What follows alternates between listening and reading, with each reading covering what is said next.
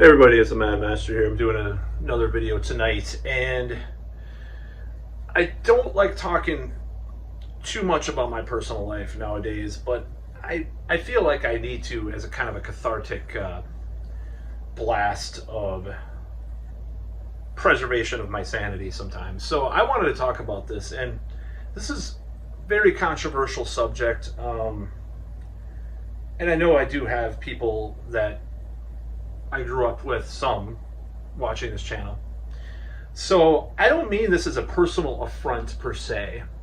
I don't mean this. I'm trying to grasp a lot of things lately in my life that have happened to me over the years. So, and I'm just going to stay straight up that it was very unbalanced growing up. As far as if you want to talk about David Data or like, feminine, masculine energies, there was masculine or not enough. I'm just going to say, with a person like me, I could have benefited from more masculine energy in my life. And this is kind of a video about that and how what it really means to me to reclaim my masculinity and not, that sounds kind of woo-woo, whatever. It's kind of, whatever. I'm not going to use any other word terms for that, but I'm just saying it's one of those things. So I was talking to someone about this, and I'm like, I am kind of emasculated. I have been kind of my whole life. I did not have this male energy. Like, there was this seminar I was watching once, and maybe this is kind of it sounds kind of incel right wingish. So be it. They were talking about like the feminine is like a wave, and then this arrow is the masculine. Like they put the wave on the arrow. And people know what I'm talking about. Some people might who watch this channel. They could chime in.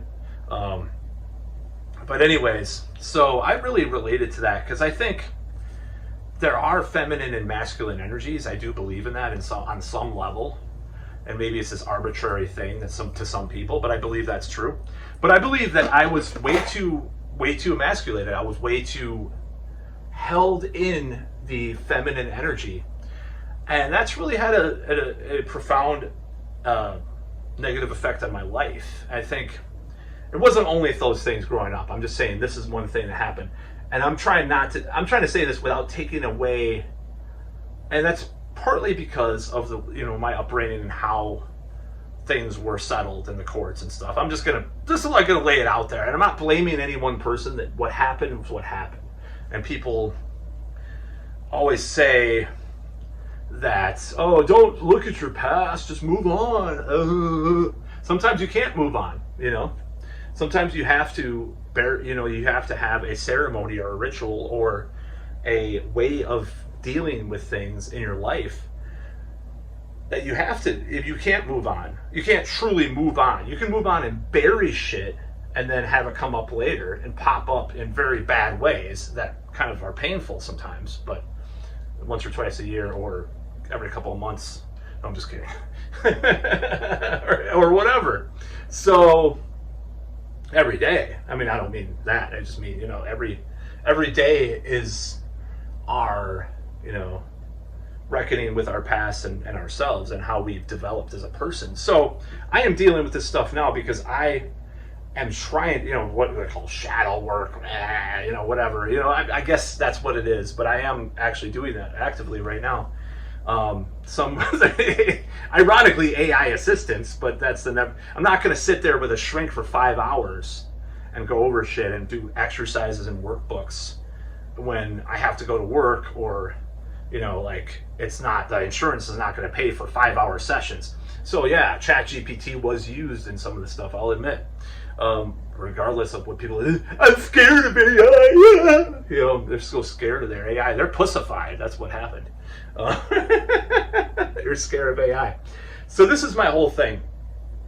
I think these messages that I got early growing up, because I'm just going to say straight out, I was hanging out with some male relatives I haven't for a long time last weekend. And it was fucking revealing and enlightening, eye-opening. I'm not going to say what they said or what they did, but I'm just like, okay, I'm not going to feel bad about shit anymore.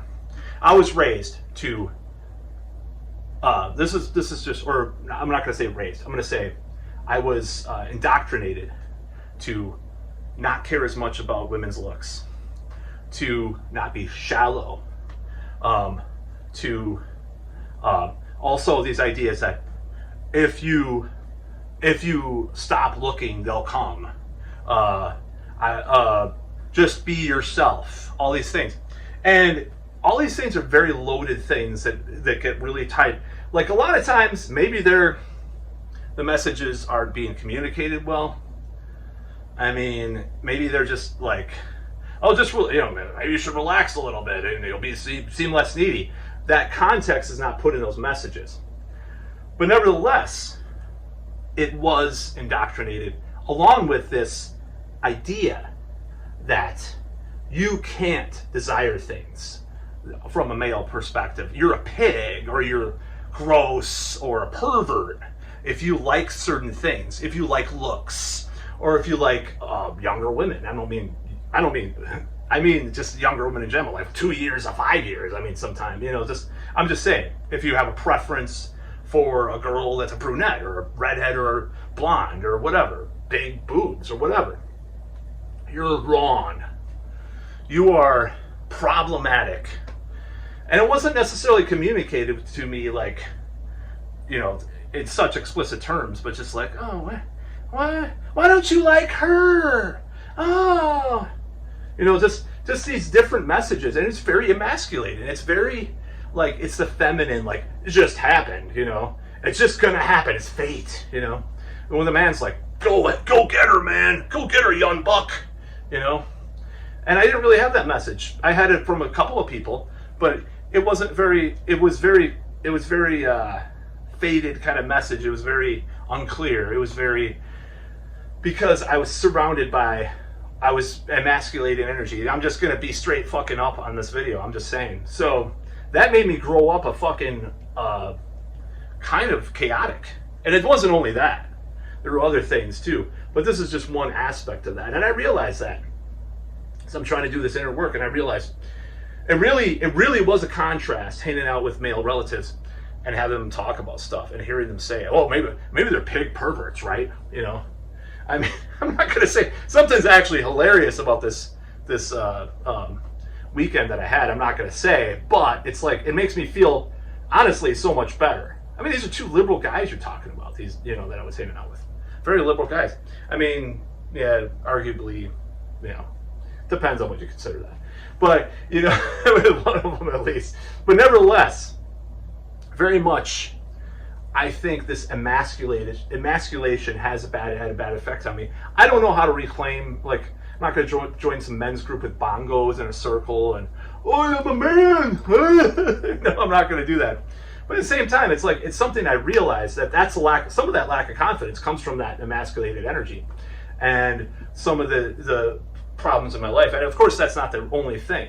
I just think it could have been even more balanced, and it just is unfortunate that I'm looking at this shit now and people will be like, why do you even think about that? Just throw away your self-help. I was told to throw away my self-help books. It's like, what the fuck? Are you just going to be a fucking bulimic for the rest of your life or something? Or, not